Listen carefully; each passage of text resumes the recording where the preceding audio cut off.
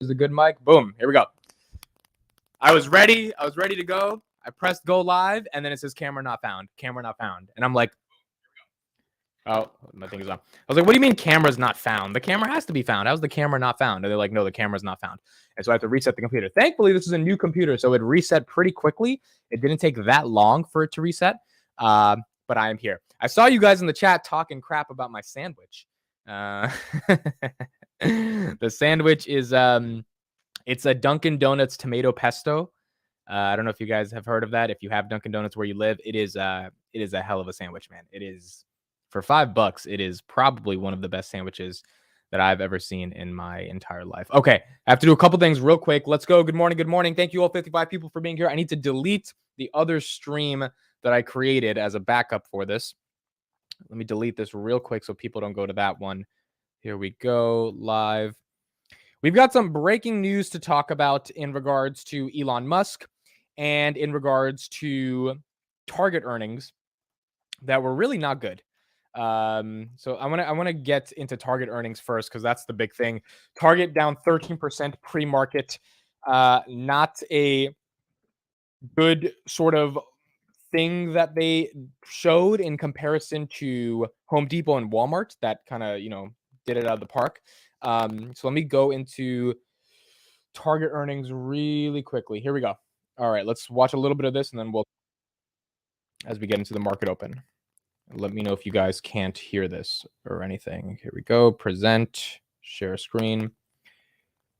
Cool, you're reinvesting your 17K YouTube money into new gear to make the show get better. Yeah, just got to make the show better, guys. 17K was great this year, but it could be 170K next year. We got to make it better. All right. Let me know if you can't hear this. Stephanie Link. She is Hightower Chief Investment Strategist. She's also a CNBC contributor, and she owns shares of Target. So, Stephanie, I want to get your reaction to this news. Yeah, good morning. First, this is a show me story headed into the print. It absolutely was because they negatively pre-announced 2 quarters. And then last quarter, they missed earnings, but yet they actually reiterated second half guidance. And so the big questions headed into this quarter were 2. Would they cut 4Q, which we just got? And how do inventories look? And of course, the stock, Becky, has actually rallied quite substantially from the June lows, 25%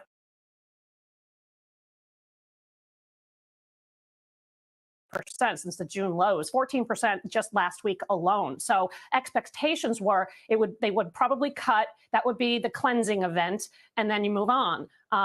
Clearly, the commentary, though, in terms of October is disappointing. And it's really disappointing. Cornell spoke actually in October, on October 17th at a conference, and he sounded pretty upbeat, which is one of the reasons why the stock actually has rallied. So this is a give back. It's disappointing, but clearly there's bloated inventories everywhere. Walmart is handling it better than Target for now, but that also has to do with the mix because consumables at Target is about 43%, discretionary is 57%. So they're seeing problems on the discretionary side. In terms of where they saw the strength, food and beauty, that's exactly what Walmart said. And I think that's going to be the theme across the board for the quarter for a lot of retailers.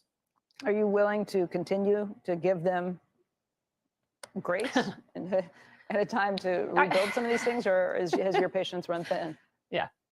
So a couple of things from there. Target said they lost $400 million from, as you can see, the stock down 12%, lost 400. They went up to about 170 on the last earnings. They lost they're at 150. They lost $400 million from theft. This is, I made a video yesterday on Walmart and Home Depot earnings. This is contrary to what Walmart and Home Depot have seen, which is a ability to manage inventories in a much stronger light and an ability to manage inflation. Whereas for Target, it actually is a bit of a problem. Chris says, what do you mean retail theft? You mean income redistribution, right? Well, it was definitely something that hurt Target. Let's go to the stock right now. The big drop I remember was back in go to like the 6 months here. Yeah, this was the big drop right here. You see this? This was when it was at 254. This is April 21. Yeah, April 21. April 21st. So not 2021, 2022. We were at 254. Okay. Then we dropped all the way down to the lows were 137. From where 137, you go up, you go down, you go up, but we finally got up to 178. And now we're right back down to 149 and dropping down 16% right now. Again, the reason this matters is because 16% on a blue chip stock like Walmart, Home Depot, or Target is really bad. Like, you're not supposed to be losing more than like 2-3% on these stocks because they're supposed to be very stable. They're not growth stocks. They're not stocks that have to deal with super forms of volatility. But, you know, this is what happens. You guys are saying the mic is bad. Okay, I'm going to reduce the gain for now. Chris sent me a video on how to fix it. Chris, I just haven't had time to actually try to fix it, but I'll reduce the gain a little bit and see where that goes from there. I'm sorry, guys. I will get it better. I will get it better. It's better for the videos now. On the videos, there's like no cackling. On the live streams, there's just cackling. But I know how annoying it is with the audio. Trust me. Like, I hate listening to this, so I will try to figure it out. Okay, Tattooed Chef. This is a stock that's in a rough position. It was down 13% this week. Now it's down another 27%. Jeremy, you know, I'm a friend of Jeremy. I like Jeremy. I interviewed Jeremy. He invited me into his house. But this is a stock that, you know, it's in a rough situation. He made a video yesterday addressing Tattooed Chef management. And he said he's going to give it till Q3 2023 to decide if he's in or out of the stock. So it is, well, that's, you know, he's been buying the stock for a while. So ultimately, I guess we're going to have to see on what ends up happening. Okay, here we go. It is 11/16/2022, November 16th, 9:30 a.m. Thank you all for spending your Monday morning with me. I do not take it for granted at all. It means the absolute world to me. It's time to open the stock market.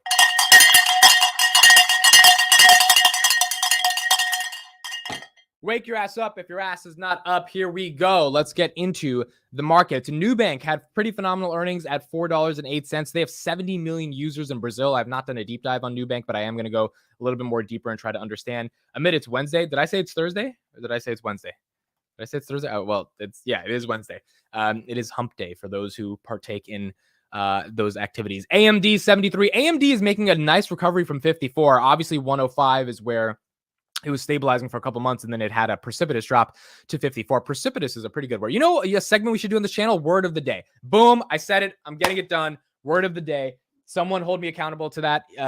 Make sure every time we get in the chat, you're like, Amit, what's the word of the day? We're doing this every morning. We're having a word of the day. And I will use that word of the day somehow, and then I will say it's the word of the day. So today's word of the day is precipitous.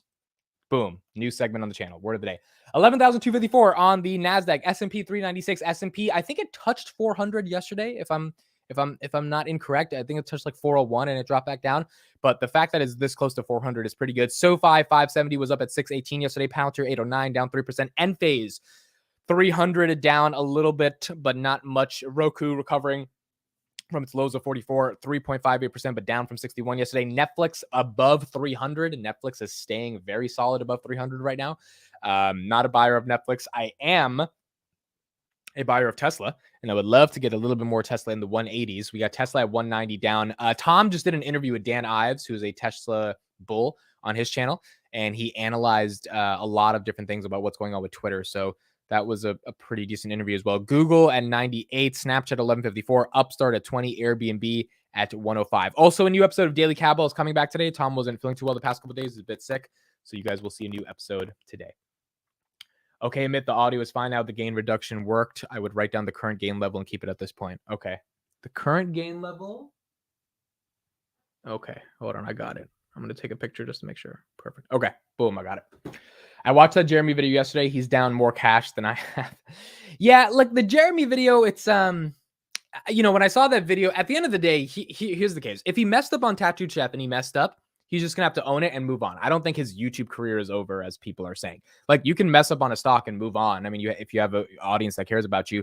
But this is a stock that was just, it got destroyed. You know, I think in the earnings, they came out that said they were making things for $5 and selling it to stores for $4.50. Like, if you're a consumer packaged goods business, you have to make some type of profit. Like, you can't just lose. Like, I mean, you can lose money for some time, but you're not supposed to be losing money to the stores. Even if you don't have margins, you shouldn't be losing money to the stores themselves. Like, it was not a good earnings. I mean, it was a really horrendous earnings for a stock that, quite frankly, the only reason this stock is relevant is because of Jeremy. I mean, I think we can all agree on that. No, I don't think anyone in the world will be talking about TTCF if it was not for Jeremy. So it is one of those stocks that he owns and he holds. And, you know, I hope it is able to recover, but he's giving it a year. And in a year, we're going to see. And if he's wrong, he's wrong. You just have to move on. So we will see. Tom says no daily cowbell. Tom already said we're having a daily cowbell, so we're going to be having a daily cowbell.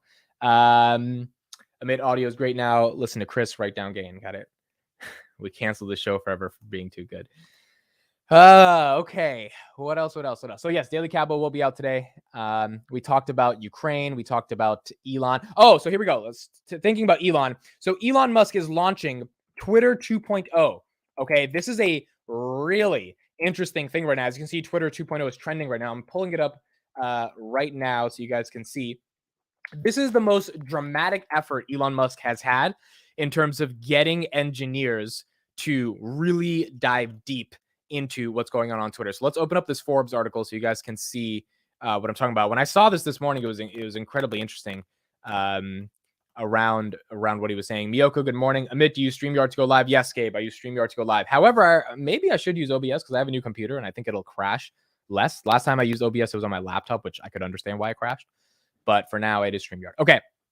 So Musk's email went out this morning titled "A Fork in the Road." So for those that don't know what the popular saying "a fork in the road" means, it's when you have to pick a way to go, right? So you either go left, you either go right. You have a fork in the road. You have to make a decision about what you want to do with your life. And you know, if you try to do something ambitious or do something big in your life, you will always encounter these forks in the roads. He outlined to build Twitter 2.0, the company would need to be extremely hardcore, working long hours and a high intensity. Only exceptional performance will constitute a passing grade.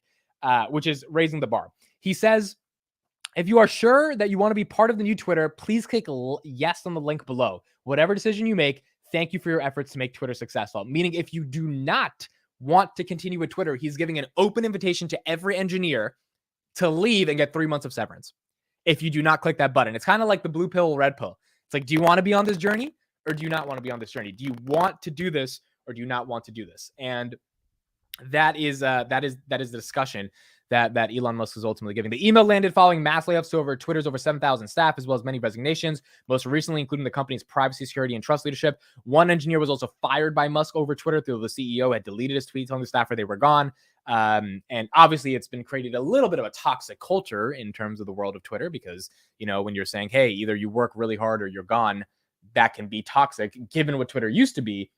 But it might honestly just be the best version of Twitter for them to be able to survive. Like if Elon didn't do this, it would probably be very unlikely that he survives Twitter, given they're losing $4 million a day. And sometimes you have to batten down the hatches and figure out what's going on. Good morning.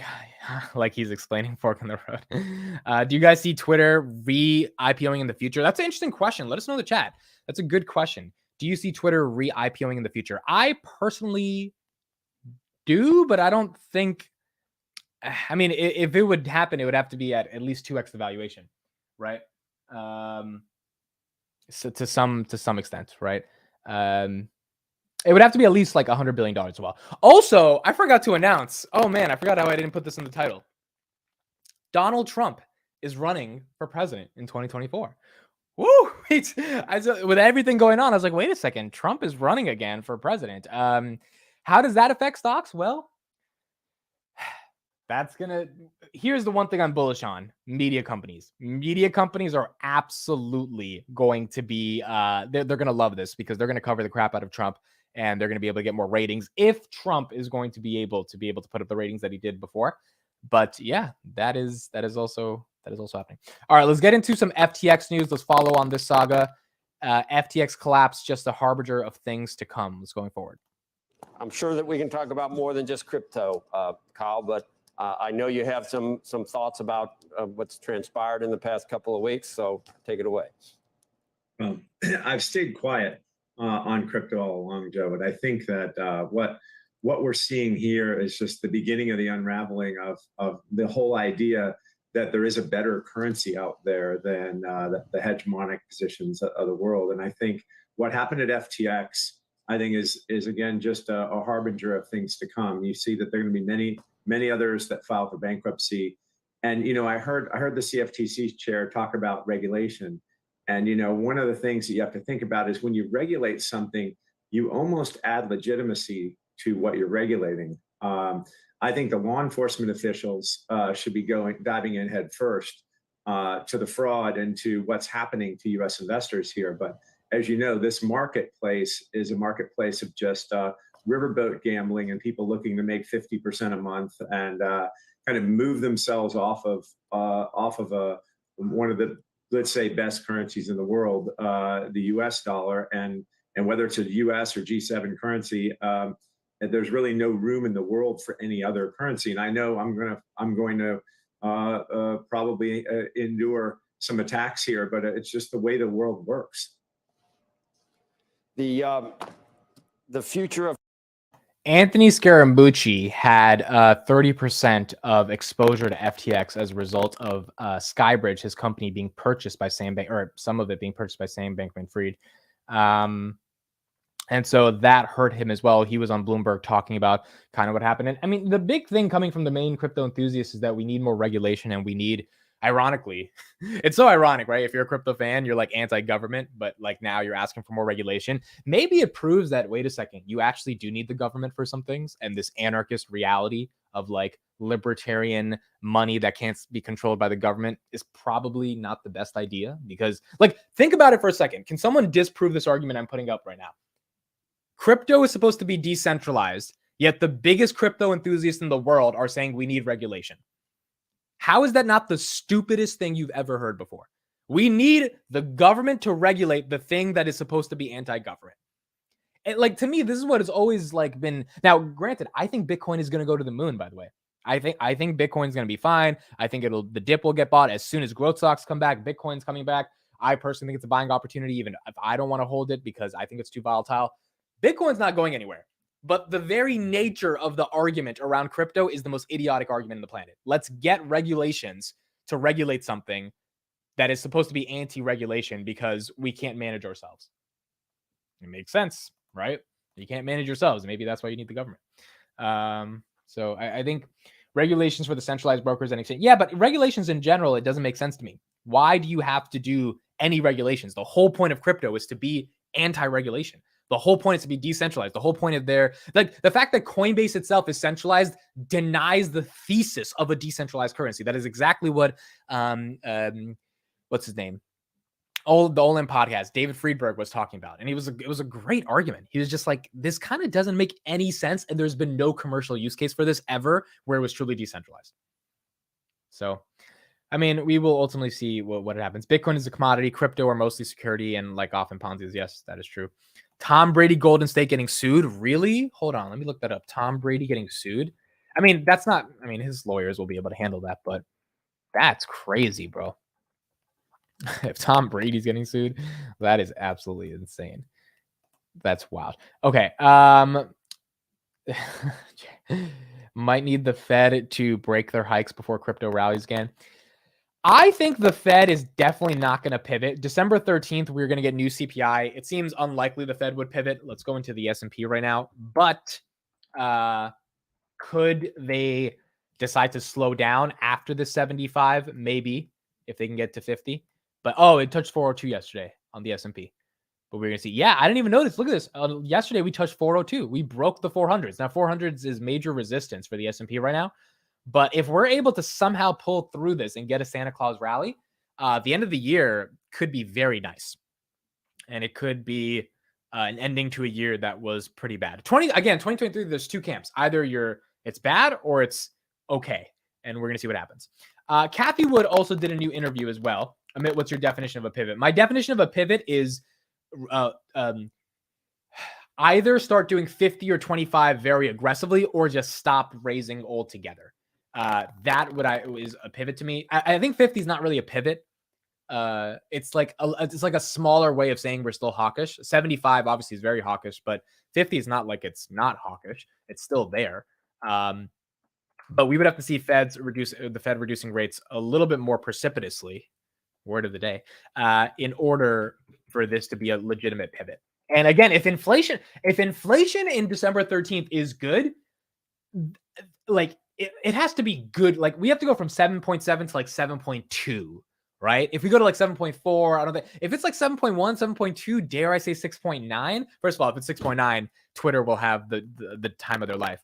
If that happens, the Fed they're going to have to make a really serious decision about what it means to pivot at that point. Okay, I want to show this new thing. Cathie Wood did an interview. She just did a recent interview with 20 VC, and I want her to talk, and I want you guys to see what she says when asked about why ARK has not had more outflows. Why has ARK not had more outflows? Let's take a look at this on this latest interview. Obviously, ARK down for the year, but it's recovering a little bit right now. Let's hear what she has to say. I totally get you. And I think, the secret to great venture investors is the willingness to be uncomfortable and deal with uncertainty. And also the willingness to be lonely, which sounds weird, but when everyone else disagrees, you have to be okay being alone.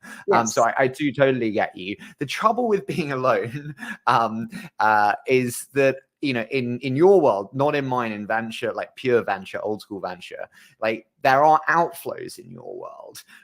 Given performance and people generally being less comfortable with uncertainty, why do you think ARK hasn't had more outflows?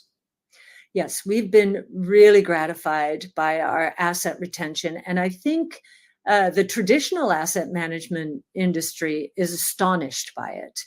There are a few reasons we believe. One is we give our research away, and we are on social media giving it away, not when it's finished, but as it's evolving. So those who are following us on social media, or those who get our newsletters or our blogs, they sign up for various levels of information. They are taking the journey with us. They understand what we're doing, why we're doing it, and they also understand, because we say this. So her argument is for why they're not having outflows is because they're outsourcing their research, right? So like their models on Zoom, their models on Roku, models on Tesla, because that's in the public, they think they're less likely to have people leave the stock because they can see all the transparency behind the logic for why they pick stocks. Now you can also see all the transparency for why you liquidate positions, like Robinhood, 20 million shares. She just sold 800,000 shares yesterday or 2 days ago. Spotify, she had like 3 million shares, liquidated the entire position. Palantir, 37 million. So you get to also see that level of clarity as well, even if you are public. I say this all the time. We have a 5-year investment time horizon. This is for the public world. We have a 5-year investment time horizon. And if you don't have a 5-year investment time horizon, maybe we're not right for you. Because we are a very volatile strategy. So last year, our net flows, now they were front end loaded to be sure, they were $17 billion. That's net. There were redemptions, but we kept 17 billion of the flows last year. This year, we haven't even outflowed 1 billion, out of that 17 billion. And I think the reason is we give our research away. And another really important reason is investors know that we are providing them with something they're not going to get anywhere else, and that we're a really good diversifier. And the key to long-term.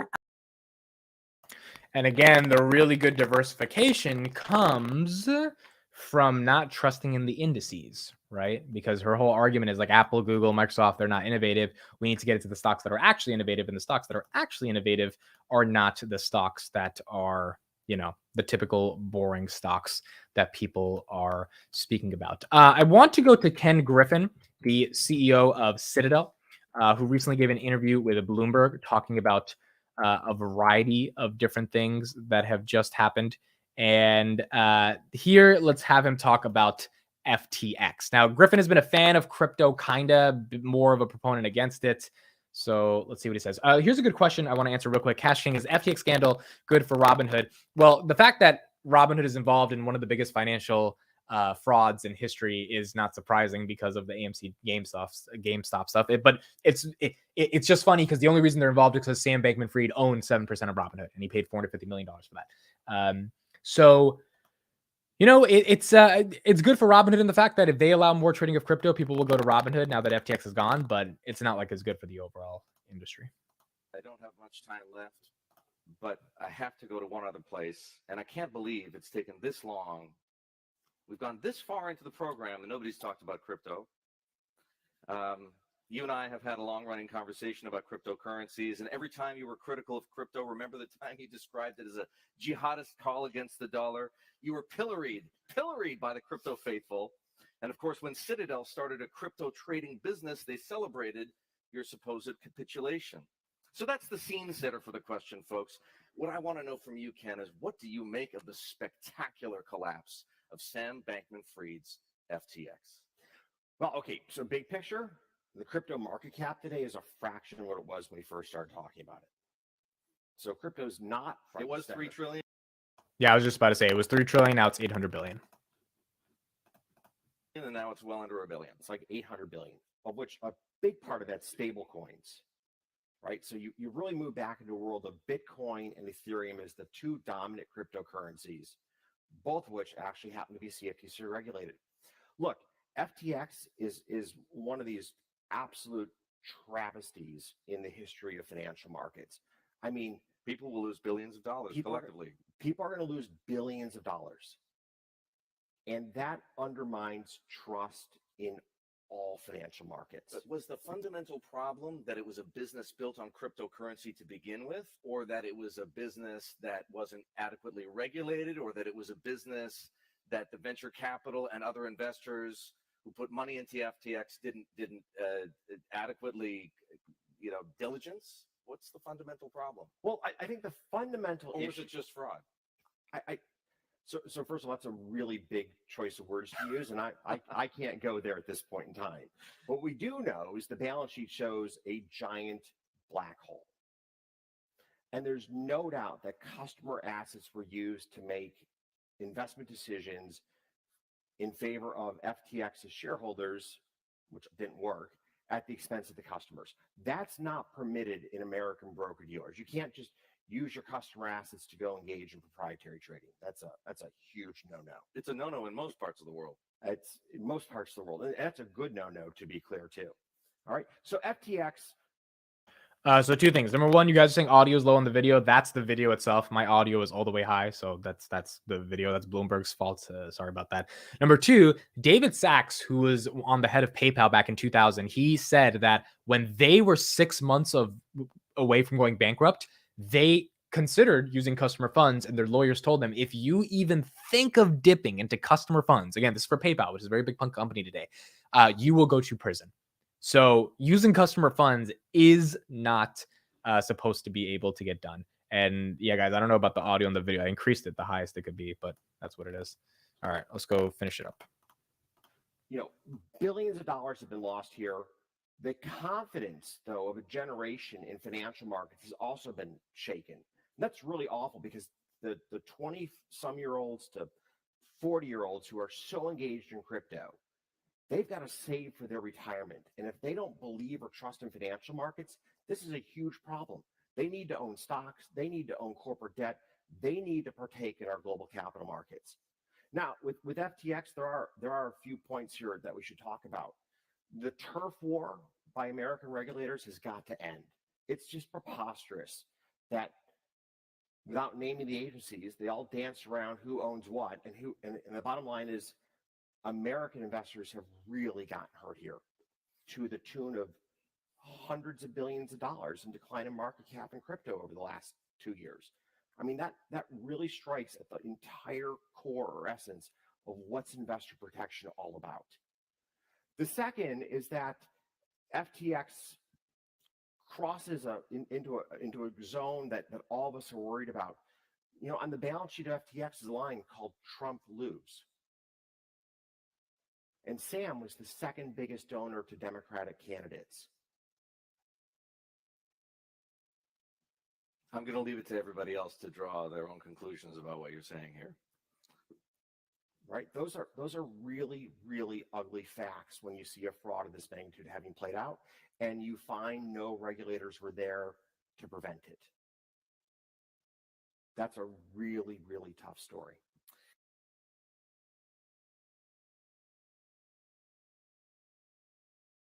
The political angle to this is very interesting. Because, you know, he was donating $1 billion to the Democrats. It's like, yo, why are you giving that much money at the end of the day? Doesn't this guy own an American Constitution as an NFT? That is the irony here. Yeah, Ken Griffin, for those that don't know, he bought the Constitution DAO. This was back in like April. This was happening? March? When was this happening, Blake? Do you remember? This was early in the year this was happening. Or was this late 2021? I think this was early in 2022. It was really weird that he did that. But he did that. How did we go from 230 to 275 people in like 2 seconds? That's absolutely insane. Or maybe there were always that many people. I didn't see it, or I don't know. All right. Well, that's what's going on with FTX. Overall, the thing that's going to be interesting now that Sam Bankman has done an interview is if he's going to get prosecuted. If he doesn't get prosecuted because he's not in the United States, then, you know, look, investors might get 10 cents back on their dollar. That's what I heard. And even that might be generous, which means this guy literally is responsible for people losing billions.